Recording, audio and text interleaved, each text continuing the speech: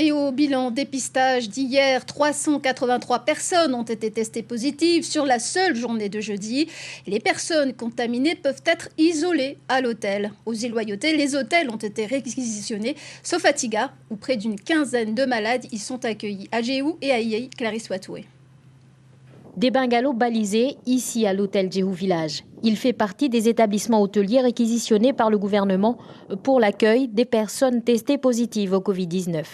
À Ouvéa, c'est le Beaupré et à Maré, le Négoné Village. Tiga ne dispose pas de centre d'accueil. Selon les autorités, les habitants ont la capacité de s'isoler à domicile. Les hôtels peuvent accueillir jusqu'à 63 patients seuls. Couples avec ou sans enfants sont aussi admissibles. C'est un avis médical qui motive le placement des patients en hôtel et on insiste également sur le caractère volontaire des patients qui veulent être en hébergement en hôtel.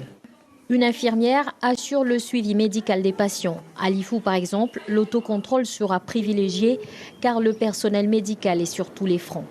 Anticiper les besoins humains, c'est l'un des rôles de ce poste de commandement de la province des îles.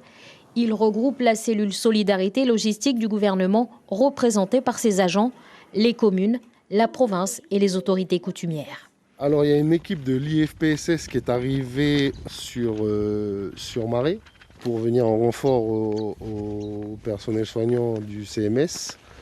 On a 2 médecins, 2 infirmiers et 2 aides-soignants qui se rendent sur Ouvéa. Et Maré aussi, on a fait la demande pour un renfort de personnel médical aussi, 2 médecins, 2 infirmiers et 2 aides-soignants. Près d'une quinzaine de patients dorment déjà dans les hôtels de Lifou et d'Ouvéa. À Maré, en attendant que l'hôtel Négoné Village soit opérationnel, les personnes contaminées ont été placées à l'internat du collège de Tadine.